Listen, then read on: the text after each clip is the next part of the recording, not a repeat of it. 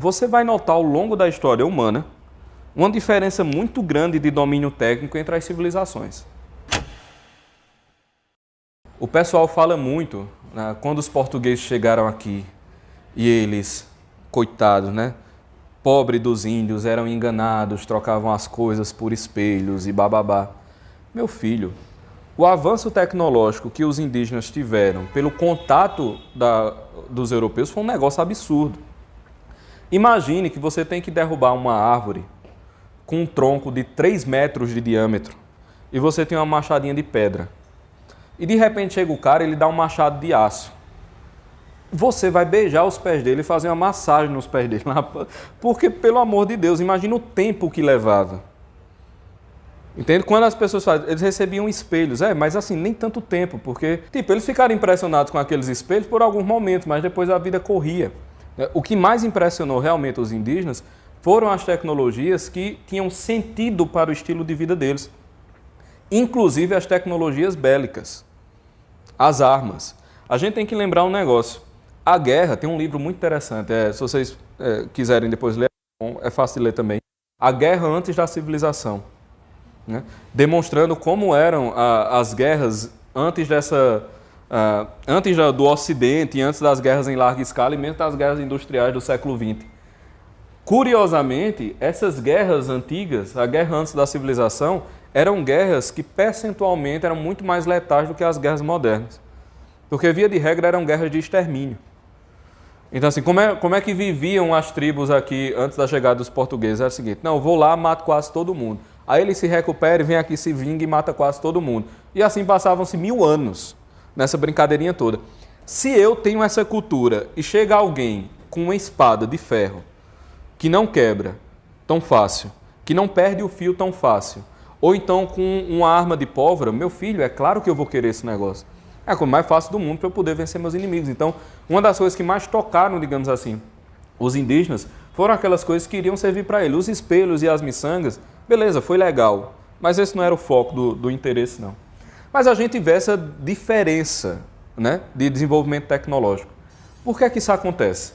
Porque a técnica, ela tem alguns fatores de desenvolvimento específicos que vão impulsionar ou vão mitigar a capacidade de domínio técnico dos povos e das civilizações. Você já tinha guerra de minas subaquáticas na China Antiga, você tinha na China Antiga bateria antiaérea, é exatamente isso que eu estou dizendo mesmo. Você tinha, os caras colocavam, sabe aqueles canhões de guerra que eles levantam assim e fica saindo um monte de míssil? Você tinha isso na China Antiga. Então você tinha esses compilados com lanças mais pesadas que eram arremessadas com um rastilho de pólvora em cada parte da lança e elas eram arremessadas contra o inimigo. Você tinha armas mesmo de tiro mais rudimentares. Você tinha basicamente tudo que a gente tem hoje, só que de uma maneira mais rudimentar, né? O mundo bélico, já que a gente entrou, é um dos grandes impulsionadores do desenvolvimento tecnológico. Porque a gente entra novamente no conjunto de necessidades do homem e da natureza, né? Veja, a própria internet ela surge de necessidades militares. O micro-ondas surge de necessidades militares, né? Boa parte do que nós estamos usufruindo hoje, sobretudo no campo médico, surge de necessidades militares. A tecnologia, a medicina de guerra sempre foi um negócio impressionante no mundo antigo. Se você pega o mundo romano, por exemplo, os cirurgiões de guerra romano, eles tinham clipagem de artéria. Porque perceba que se você tem uma guerra de lâminas, né, é mais fácil você matar com faca do que com bala, em certo sentido. A lâmina, a depender do lugar que ela... Assim, é um abraço. Você simplesmente não tem mais o que fazer. É melhor você levar um tiro, tem mais chance. Você levar um tiro no tórax, tem muito mais chance de você escapar do que se alguém cortar a parte interna da sua coxa. Entende? Então, e a gente tem que considerar também, por exemplo, que os instrumentos de guerra antigo, eles eram armas maravilhosas. Se você pegar a espada japonesa, eu não sei se a acentuação é na primeira sílaba ou na última, katana ou katana, eu realmente não sei. Mas se você pega a espada japonesa, ela é um negócio impressionante, porque as camadas de aço elas são dispostas de tal maneira, e o tipo de aço disposto de tal maneira, que o interior ele tem uma densidade diferente da camada exterior. Isso faz com que ela tenha uma certa capacidade de se dobrar ao impacto, mas a parte exterior é dura.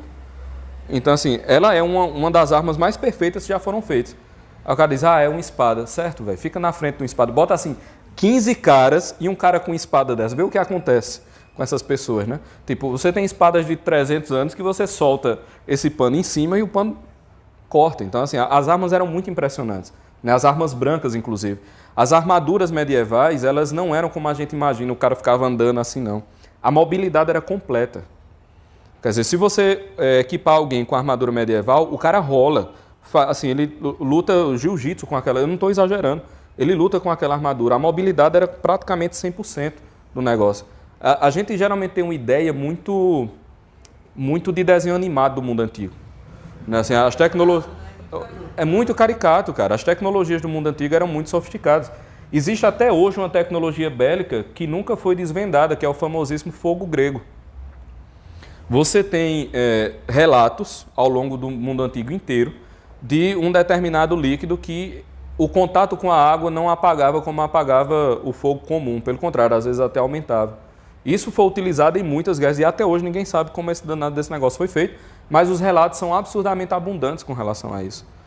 Então, veja, todas essas coisas estavam acontecendo aqui no mundo antigo, certo? Então, essa movimentação das necessidades bélicas, elas também estão aqui porque não tem coisa que também, como é que eu vou dizer, que motive mais do que o poder.